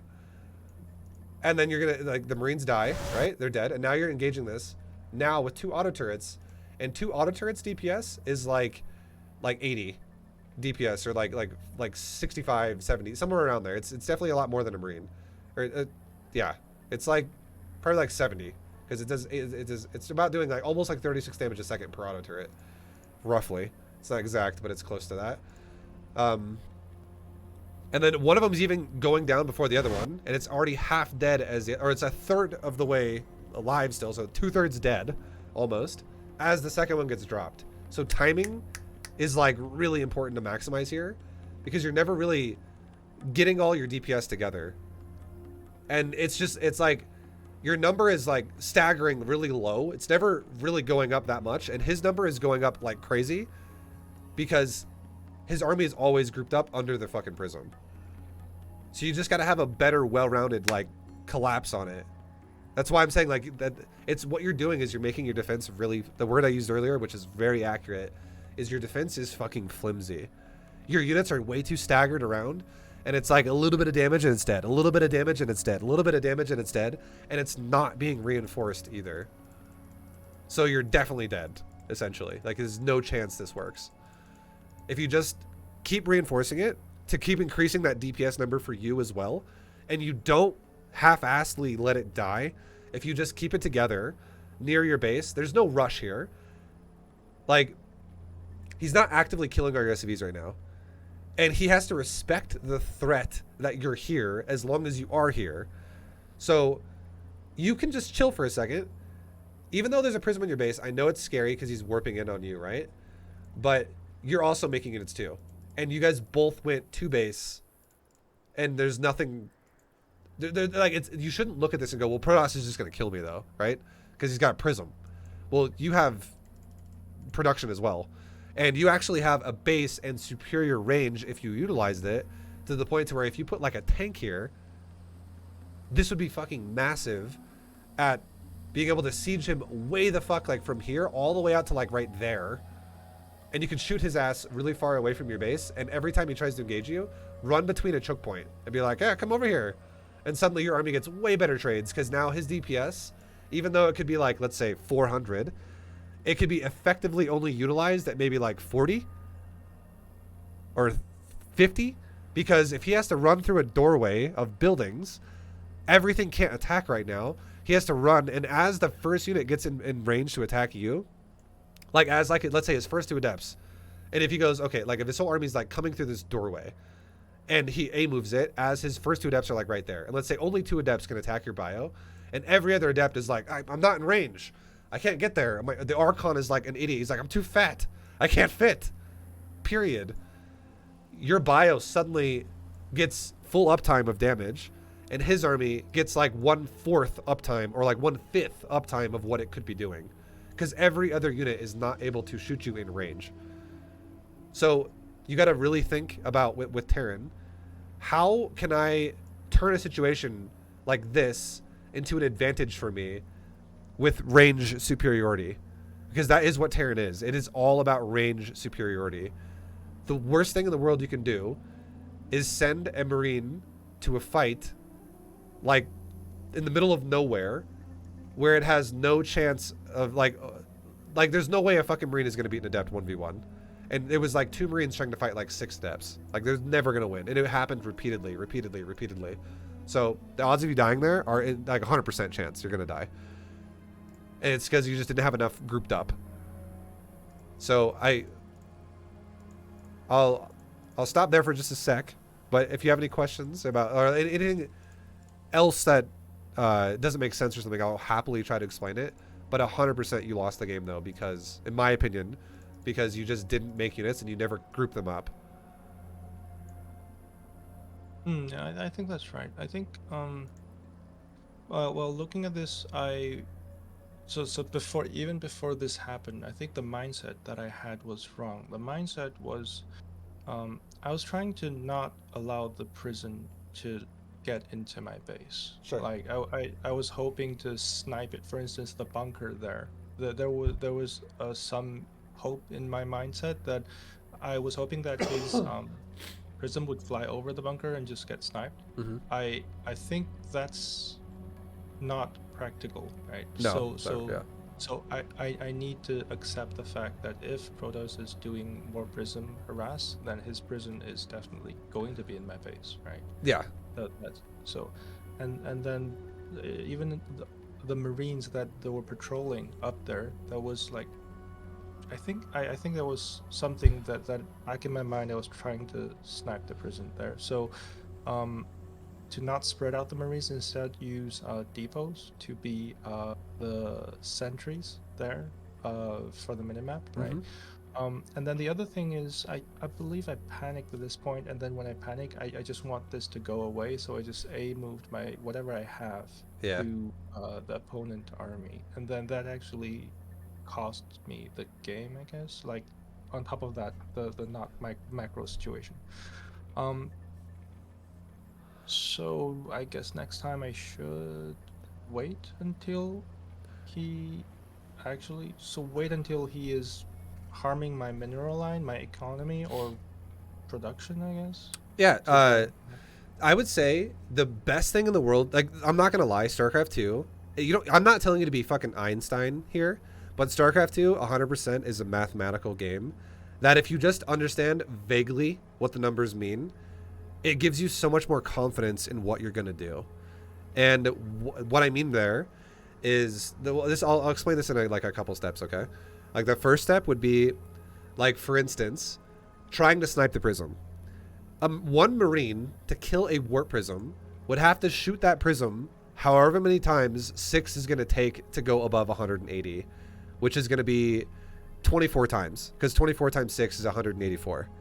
So you'd have to shoot the fucking prism 24 times for that prism to die. And 24 shots of a Marine, it's going to take that Marine like probably like 14 seconds to do that. Like, I think it's like 14.24. I don't fucking know exactly. It's 0.61 times 24. But it would take it a while for that to die. And then you got to think about this. How long does it take a prism to fly into my base and drop a unit? And if that only takes a prism 2 seconds to do that, and it would have taken you like you know, 13 seconds or some shit, or 12 seconds to kill the prism, and it takes him 2 seconds to kill your Marines, you're not going to win that fight, right? It's just, it's impractical, and the math doesn't add up there. And it, like, all you got to understand is it's going to take a while. It's going to take a lot longer for a Marine to kill a prism as it engages your base than it would for a prism to just dropping it in your base. And if you can think, and then the big one is if you think to yourself, if I don't have enough Marines to kill the prism before it drops even 1 unit, do I have enough Marines there to even beat that 1 unit? And if the answer is no, like 2 Marines, even if he drops 1 adept, 2 Marines are going to lose to 1 adept. And if the answer is no there, it's just not worth your time. So the way you could kill a prism realistically with a unit would be like, okay, well, what if we had a specialized unit to kill the prism? Like, what if we had a cyclone? What if we had a Viking?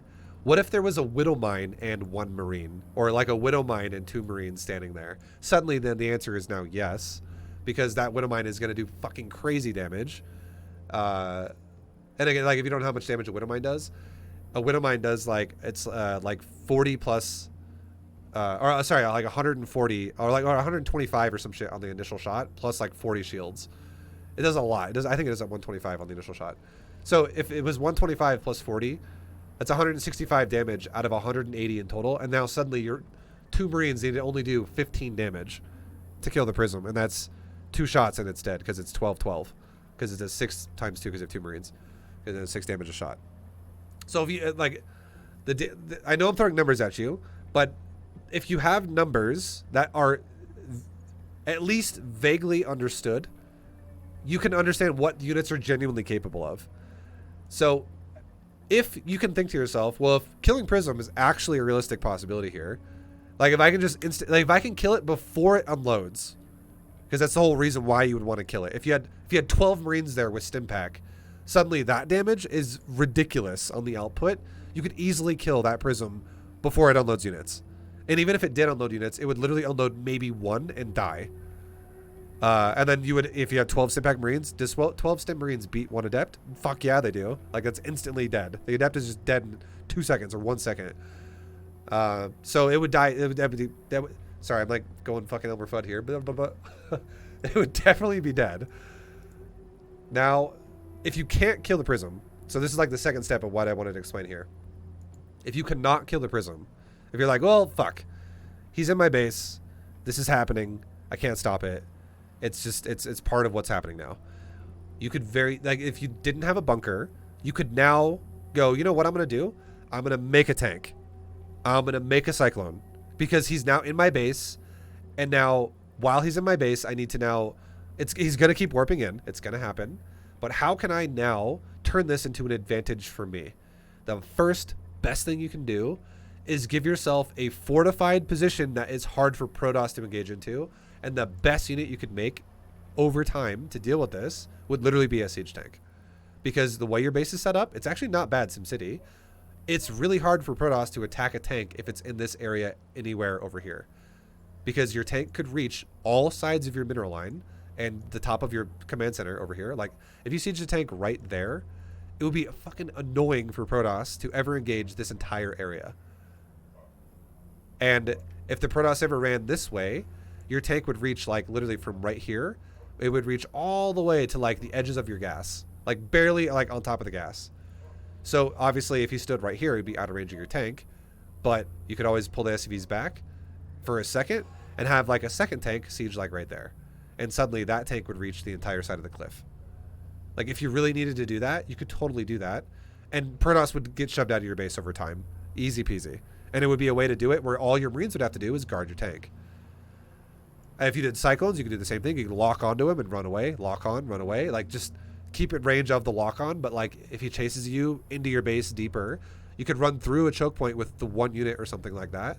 And he could get stuck. Like, the Protoss could get fucked over because he's running through SimCity while you're just putting him into the ground. And if we understand, like, again, as I was saying earlier, just the simple fact of what we're making here, if you're making lots of Marines, because you have 3 racks, if you're making Marines, let's say 4 at a time, because let's say, again, you could have easily had 2 tech labs by now. A lot of time has passed on these 2 racks, but you think to yourself, there's no fucking way I'm getting stim pack. There's no way I'm going to get combat shield. That's not happening for a while. That's okay. And so that's, I mean, we're not going to stim him down or something like that. But if you're making 4 Marines every 18 seconds, that is every 18 seconds, you're literally adding on like 48 DPS to your army, because again, one Marine roughly does almost 12 damage per second. It's not exact, but it's like it's literally 12 damage every 1.22. So it's a little bit over 1 second, but again, I'm not telling you have to be Einstein. You just have to understand the general basics, and you could just average it out, estimate it, and go, okay, 12 damage a second is what a Marine is able to do. So 4 Marines, multiply that by 4. That's 48 damage a fucking second.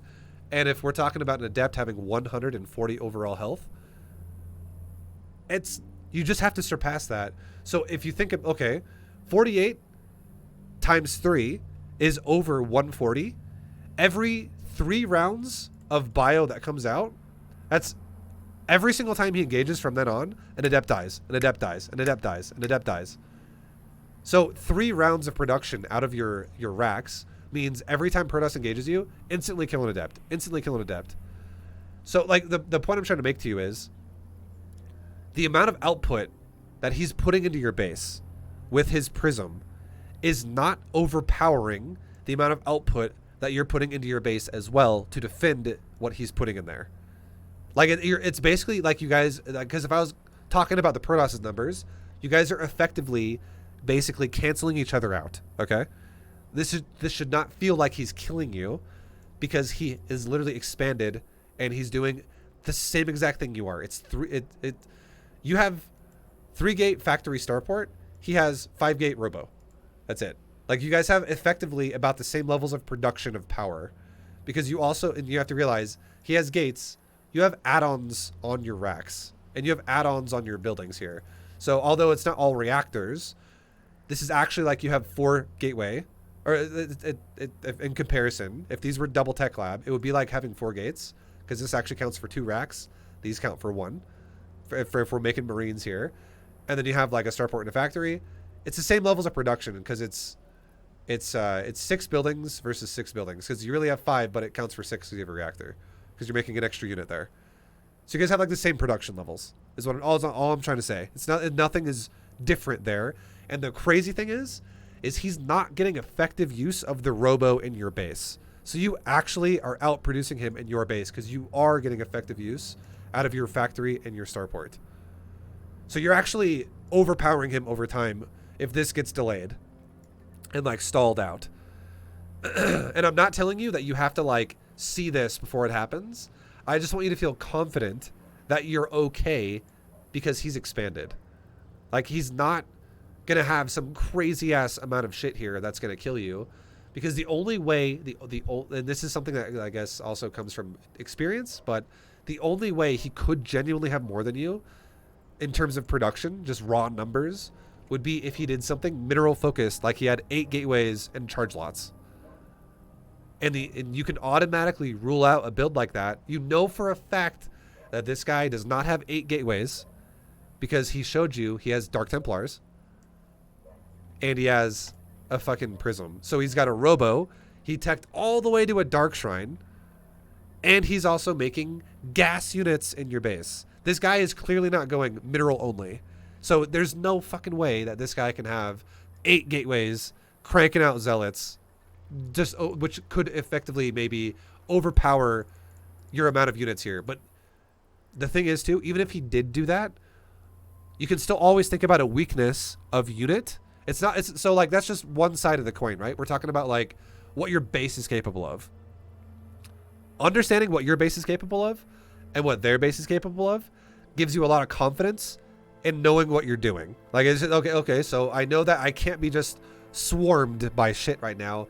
He spent a lot of gas investing into tech, which means he clearly can't have a lot of production. It's just like me, because I'm also doing a lot of gas. It's like the same as you. You didn't just saturate your mineral line, cut gas, and make 12 barracks or something like that. Like you're going for like a standard build, just like he is. It's a tech build mixed in with economy. So that's step number 1. You know for a fact he can't outproduce you. Step number 2 is understanding the units and what they're capable of. And your units versus what his units are, you have the advantage that you have is making him lose to you with range. And that's one advantage. And your second advantage is SimCity. So if not only if you have a range advantage, and the SimCity thing also pairs really well with range. And like we already kind of explained why, because he has to like come through your base while you're getting a range advantage. Because if he doesn't do that, your tank, which you could have made by now, can shoot him as he stands in the open. His advantages are wanting to fight you in the middle of fucking nowhere. He's like, yeah, come fight me over here with just a couple units where I can have 100% uptime with all of my units in an area. And like his units will definitely trade better than you if they're fighting in the middle of nowhere. But if you're not taking that fight and you're patient and you start just slowly whittling at him with a tank, and suddenly as he tries to now fight you, he's already lost 2 levels of, or 2 adepts or 3 adepts. That's like a third or half of his adepts just die to your tank before the fight even actually starts. And it's not even like the tank is gone there. The tank is still going to continue firing when the fight then starts for real. Or he's just going to recall out or lift off and evacuate. And the fight's over. And then suddenly the game goes back to normal. So range and SimCity are your advantages. And that would be the same no matter what unit he makes. If he makes a Stalker, a tank outranges a Stalker. Just for lack of, without having to say every unit, a tank outranges every single unit on the gateway. So you could literally make your advantage through range by making a siege tank versus everything that comes out of this prism, because this only makes gateway units. The only thing he could do to you that would make it hard for you to have a tank be effective here is if there was a Stargate, or if there was like a disruptor or something in your base that's just like, or like a Colossus just like roasting SCVs, and you're like, okay, I need something else than a tank here. Maybe then think about, you can make like a Viking then. And now suddenly the answer is killing the prism. Because now if a tank isn't going to do the job, a Viking could. And there you go. Or like a Cyclone could kill the prism or something.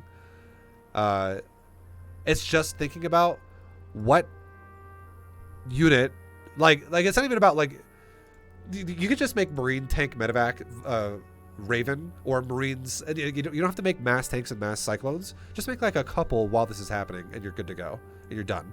And you can go right back to just making mass Marine Marauder medevac with the initial tank, Cyclone, Raven, whatever you made. They could just stay in your army until they die later. Like the game doesn't have to be so technical later. It's only technical right now because you don't already have the answers of, I'll just stim pack it down for everything. Right? Because that's usually what you're going to go into later. You're just like, I'll just attack here, stim pack it down. I'll attack there, I'll stim pack it down. I'll drop into your main, I'll stim pack it down. He's pushing this side, I'll stim pack it down. It's almost always your answer for everything later on. But for now, with what you gave yourself, like we talked about, auto turret's really good. Bio behind it with the flimsy defense, because again, you have no upgrades for it. Make sure you want to group that up. But there's nothing forcing you to push out, because if this guy doesn't push you and you don't push him and he just stays there, even if he's able to attack like the edge of your factory or something like that, it's not going to die. A worst case scenario, you'd probably have to cancel this command center and make it like over here, and then maybe have to evacuate a little bit of your gas SCVs down to the bottom of the mineral line while you keep zoning him out. And because your tank should be done soon, which could zone out a lot of your base. This is this guy has limited time in your base because, like I said before, you can outproduce him because you have factory starport as a part of this, and he only has gateway. Yeah, I think that's something that I haven't realized is when I saw this harass or attack, I thought that I was on the, what's that word? Back foot? On the weak side of the thing. Like you mentioned that it's actually like my infrastructure here is actually okay. It totally is, yeah. So as for the next steps of practicing, should I still just stick with the 1-1-1 harass build? Yeah. And then when I face these type of situations, just think more of what you just said, like number one, group up the units, right? Scout a little bit more and with more detail. then the other thing is when these type of stuff hits, be more patient, I guess. Be more 100%, yeah. If you just have a little bit more of like a patient level of defense, you're gonna have so much more success. Because the biggest thing that went wrong for you here is you just, like I said, you just didn't make units, and you also sacrificed your entire army spread out. Like it was like 2 die, 2 die, 2 die, 2 die, and he was like never losing any units because again he's got shields that regenerate.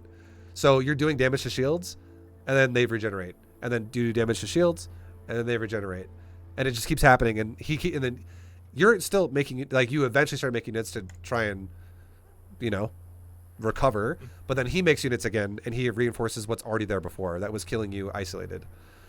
So if you just didn't spread out, you'd be fucking way better off.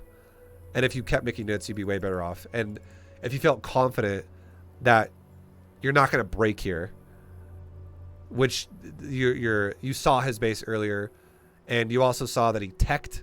Like if you just deduced that information and you went, okay, yeah, tons of tech. This guy clearly can't have mass gates. He can have some, but he can't have mass because he's got a lot of gas. And gas is super limiting on a resource when you're only on 2 bases.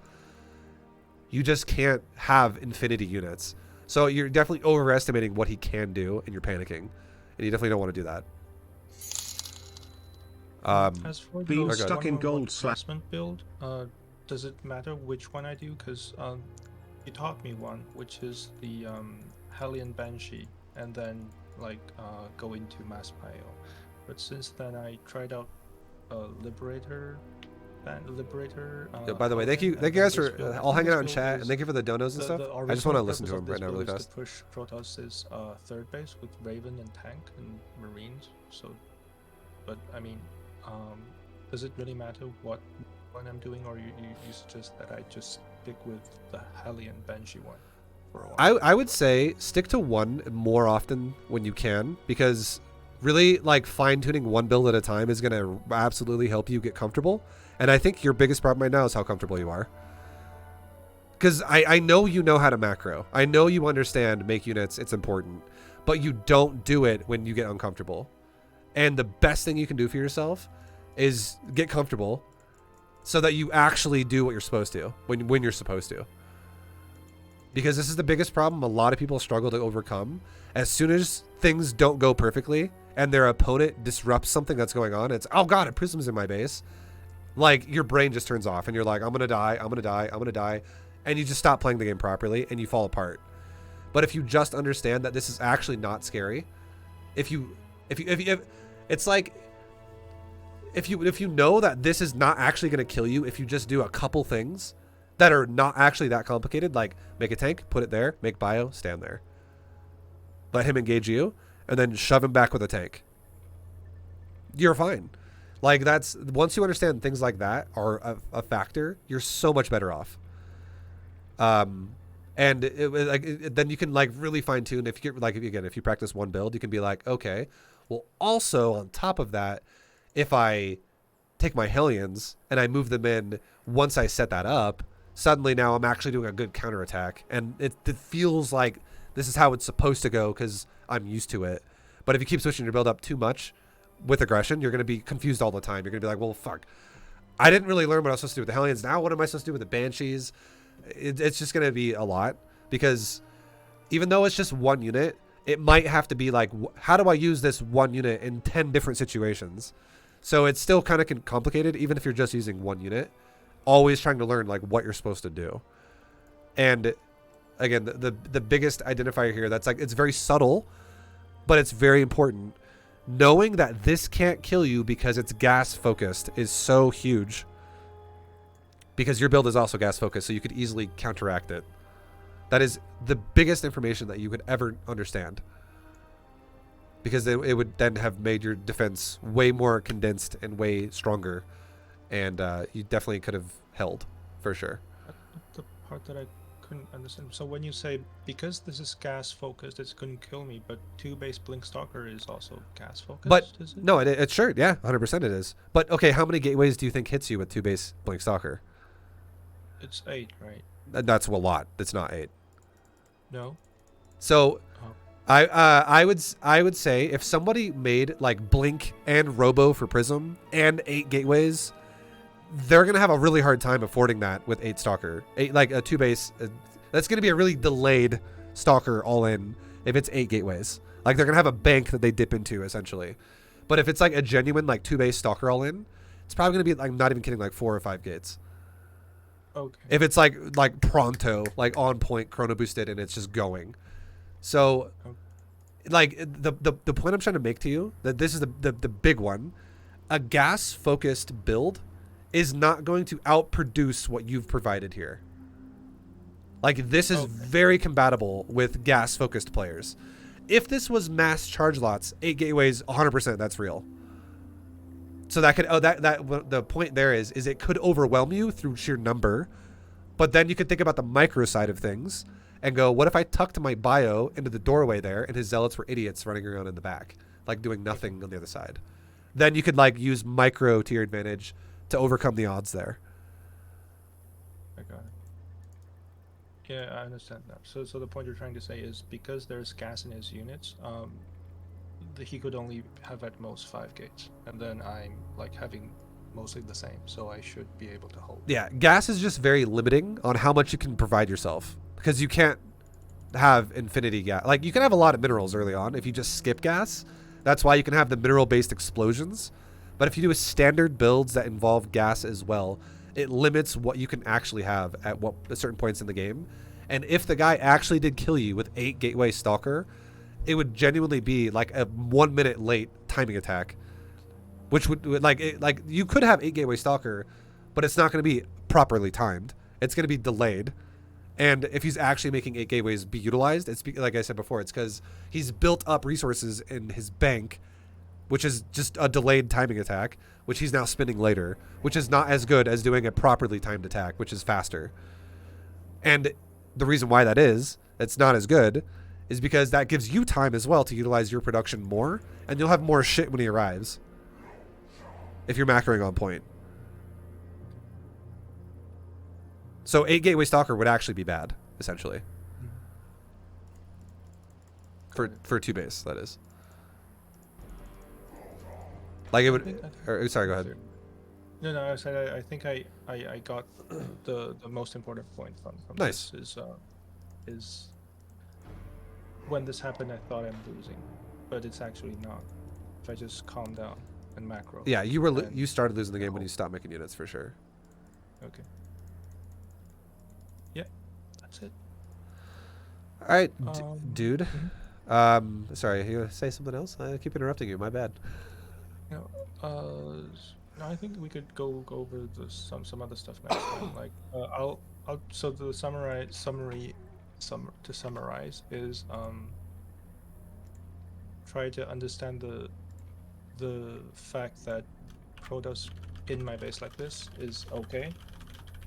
I could hold it. It's not the end of the world. And keep practicing the 1-on-1 build. Just pick one, right? You said so. Maybe probably the Banshee Hellion one that you gave me.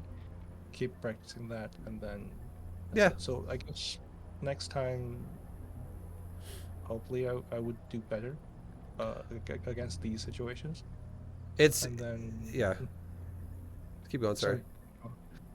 I was going to say maybe I'll just keep focusing on the first 6 minutes, I guess 6 to 9 minutes, like basically cheeses and all these type of stuff, right? Early harasses, early aggressions, to see how my defense is going wrong, right? That was my thoughts. Yeah. I agree with what you just said. Yeah. I definitely stick to the one and really try to just like work through it, but really, I touched on it a little bit earlier, but really think about this. This is like your homework, I would say. Really start trying to think about this game in terms of numbers, and really start thinking about like, does this make any sense for me to attack something with what I have here? Like, is that going to run me over, or am I going to do okay? Because the way this initial defense was for you, it was 100% panicked, and it made the chances of you dying go way up, because again, not making units is the worst thing in the world you can ever do. That is by far number one, the worst. But one of the other worst things you can do is take fights repeatedly that are awful and throw the game in the trash. And that's, you did both of those things. So because you just kept trading little bits of Marines that didn't even kill one adept, and you lost like 6 Marines to do that. Like it was like 2 at a time, 2 at a time, 2 at a time, and then you're also expending all of your energy on your Ravens to not kill shit either. So that it's just like you're fighting in these little skirmishes while he's got his whole army there, and you're just reinforcing that you're gonna die. So really, like, you don't have to do this during the game all the time, but definitely if you die in the future, take a minute to look back at it and go, could I have like taken this fight differently? And the way I presented to you this game specifically was, don't have your bio so scattered. Depot scatter your base so you can still see your base, because a depot is still going to give you plenty of time to have a warning to that. Oh, my base is under attack. And if one depot dies, it doesn't hurt you at all, really. You only want to have vision here so that your SCVs don't die. And then your bio can relocate as a depot dies. And now suddenly, instead of 2, 2, 2, 2, it's all like 10 at once. Assuming you're also still producing units, right? And you suddenly have a way better defense that can actually do real DPS and like trade units for real rather than just suicide. Okay. I feel like I had this problem before when I was playing Zerg as well. When I see a Hellbat all in, I trickle the Zerglings into the attack as well. Yeah, and I feel like it's just because I think you think to yourself that if you don't kill this right now, you're going to die. Woo. You're like, oh, God, like this is actually... I'm in a position now where I'm just going to lose the game. And you shouldn't feel like that. Like, if your opponent was genuinely all in, that, you know, that's a thing that can happen. And if they're harassing you, that's a thing that can happen. But the more you deal with this, the more they'll start to also see differences. This is very subtle again, but you'll be like, this is not big enough to be an all-in. Or, this is absolutely an all-in, because I can clearly tell that he has way more units than I do, supply-wise and investment-wise, because I have a fucking third command center, and he has a lot of shit here.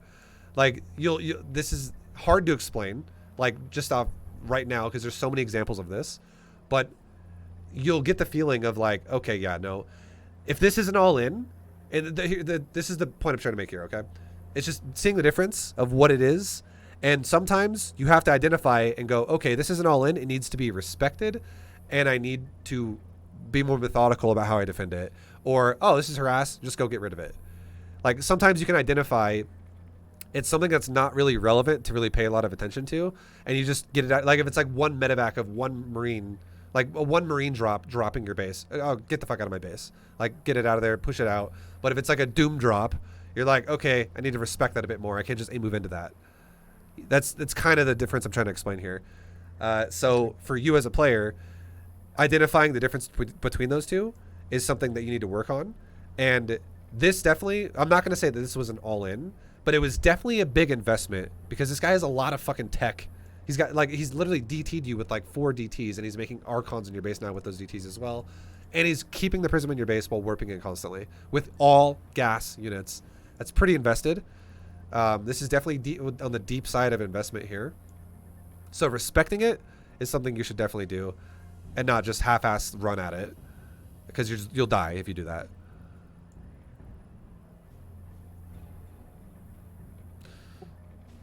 But yeah.